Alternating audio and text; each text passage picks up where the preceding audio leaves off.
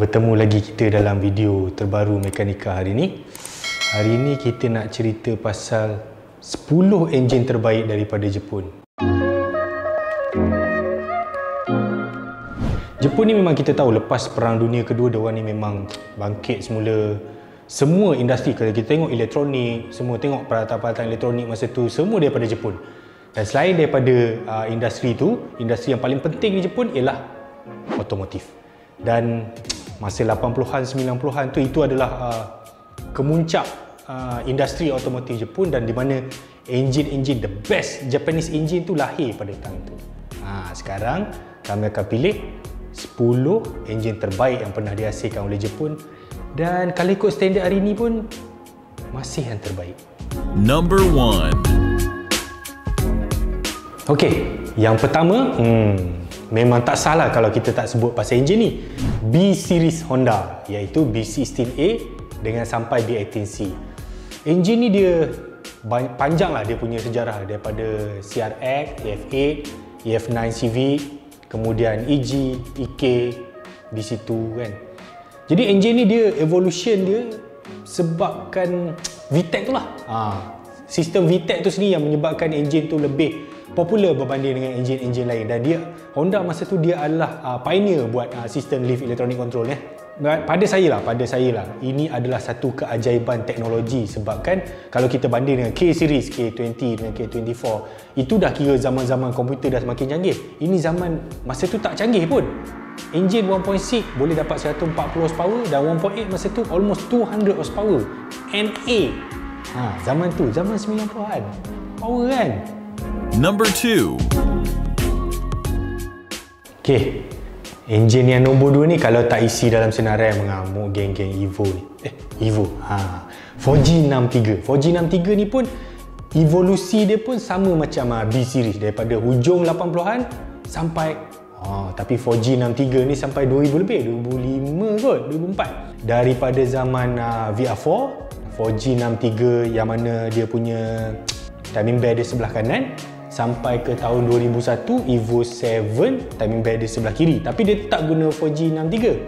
Horsepower dia, sebabkan ini 4 silinder turbo twin cam, dia start daripada 200 horsepower sampai 300 horsepower. Ini enjin yang sangat-sangat berevolusi dari segi enjin yang ada force induction lah. Mitsubishi. Sekarang Mitsubishi kat mana? Dia buat Triton je. Number 3.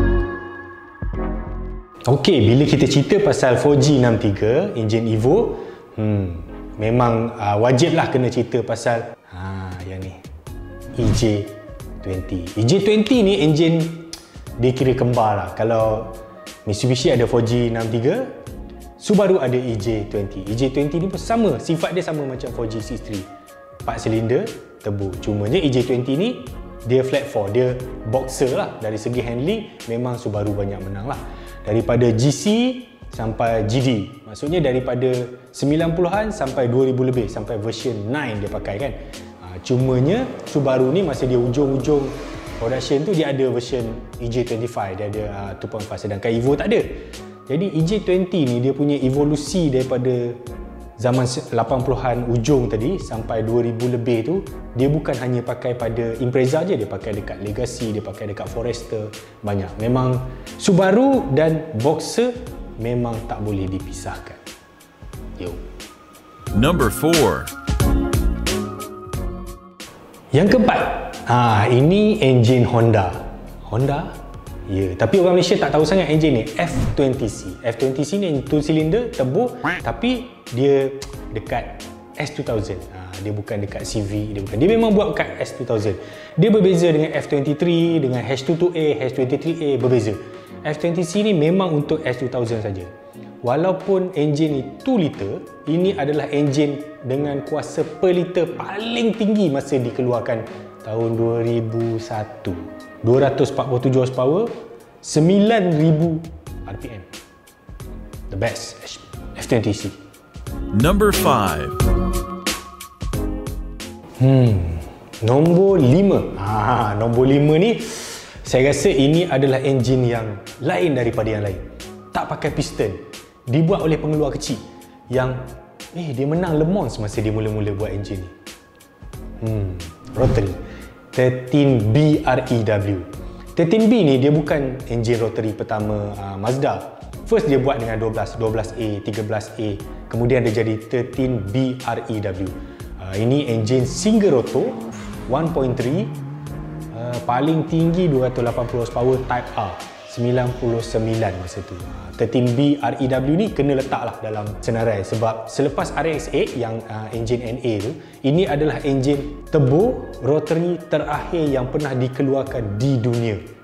Sebab lepas tahun 2000 macam tu, regulation macam-macam lah, pasal pencemaran, pasal penggunaan barang api, ini macam-macam lah. Jadi Mazda tak boleh dah nak ikut dia punya ni kan. Tapi wah, ini kalau dia punya bunyi brak brak brak brak, the best sound lah enjin. Number 6. Okay, sekarang dah nombor apa? Oh, nombor 6. Okay, nombor 6 ni rasanya kita nak bagi kat siapa kan? Nombor 6 kita bagi kat Nissan lah pula. Nissan ni, okay, dulu dia ada CA18.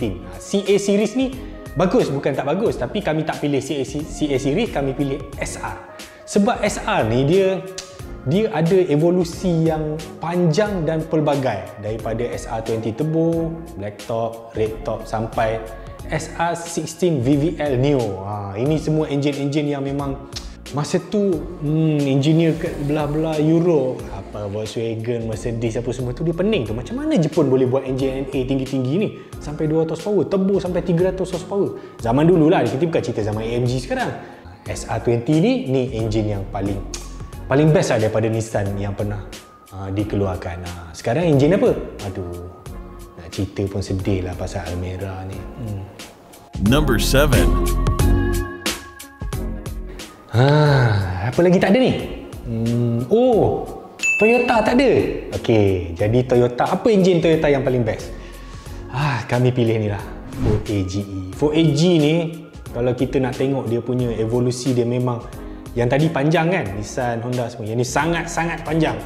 Bayangkan daripada enjin pakai carburetor, pakai injection system TVIS sampai ke 20 valve, sampai ke 4 throttle body. Berapa jauh tu dia punya evolusi, daripada 120 horsepower sampai almost 200 horsepower. 4AG ni kalau siapa tengok Initial D, dia tahulah enjin ni, enjin Takumi kan. Dia daripada 4 silinder 16 valve. Ini enjin yang paling basic dibuat masa tahun 80-an dulu. Lepas zaman-zaman KE70, ni zaman AE86 ni, enjin 4AG yang paling best pernah dibuat. Sampai ke 4 throttle, sampai ke black top, silver top, macam-macam lah. 4AG ni antara enjin Toyota yang paling the best. Bukan antara lah, ini memang enjin Toyota the best dalam dunia. Number 8. Okey, yang nombor 8 ni kita kembali kepada Nissan. Siapa tak kenal kan RB20C? RB20C DET ni 6 cylinder inline turbo. Jadi dia memang, kita tak boleh nafi lah, dia antara enjin Jepun yang paling best pernah dihasilkan. Tapi enjin RB26 ni dia bukan semata-mata dia build up enjin tu jadi seketul, bukan. Enjin ni dah evolusi dia awal daripada RB20. Jadi RB20 ni dia berkembang jadi Neo, RB25 semua sampai dia jadi RB26 yang memang dia buat khas untuk satu kereta saja, Skyline GTR. Number 9. Okay, kalau Nissan ada RB26, Toyota ada apa? Toyota ada juga 6 cylinder. Ni dia, 2JZ GTE. Ini, tapi enjin ni dia lebih popular berbanding RB20C. Sebab apa? Sebab 2JZ ni dia pasang dekat banyak kereta. Jadi ada Supra A90, JZA 80. Lepas tu dia ada dekat Aristo, dia ada dekat Lexus, dia ada dekat Land Cruiser. Dia banyak lah dia pakai. Jadi enjin ni memang, kalau kita pergi kedai half cut pun, enjin ni lebih banyak daripada RB20C. Sebab RB20C berapa banyak sangat lah kereta tu nak kena potong kan. Jadi ini adalah enjin 6 cylinder the best daripada Toyota. Number 10. Yang last ni kita nak bagi kat siapa yang nombor 10 ni? Okay lah, kita bagi dekat Nissan. Nissan lagi? Enjin ni saya rasa wajib kena letak dalam senarai lah. VR38 DETT. Ini enjin Godzilla, enjin R35 Nissan GT-R. Oh ya, sebab tu Nissan GT-R power. Ini enjin V6 twin turbo. Daripada masa tahun 2008 tu dia tune sekitar 300 horsepower lebih ya. Sampai ada version-version macam Nismo, Black Edition lah apa semua sampai 600 horsepower. Kilang tune ni. Itu jangan cerita orang luar tune sampai 1000, 1700, 2000 horsepower. Ini probably enjin Jepun the best untuk generasi yang terakhir lah. Itu je lah. Okay, jadi itulah 10 enjin terbaik yang kami pilih yang dihasilkan oleh jurutulis Jepun masa zaman kegemilangan dia. Tapi sekarang memang kita terpaksa admit lah, agak sedih untuk kereta-kereta Jepun. Dia tak ada dah enjin-enjin macam tu. Dia tak ada dah. Jepun ni memang kalah teruk dengan Jerman kan. Jadi tengok sekarang Jerman buat AMG 2 liter sampai 400 horsepower. Gila. BM 1.6 liter 200 lebih horsepower. Volkswagen dia orang dah tak lawan dah grup-grup macam ni kan. Sebab apa? Kalau kita perhatikan Jepun ni dia sibuk dengan fuel economy, green technology, hybrid kan. Jadi dia orang lebih fokus pada kereta-kereta gini kan. Kalau kita tengok NSX pun dah hybrid. Kalau kita tengok kereta-kereta sport pun tak ada yang nak buat sangat lah kan. Jadi itulah dia kan. Sedih jugalah kan. Tapi kita gembira pun bukan kita mampu beli pun. Okay, jangan lupa tu, tolonglah subscribe Mekanika. Okay, right? Bye-bye.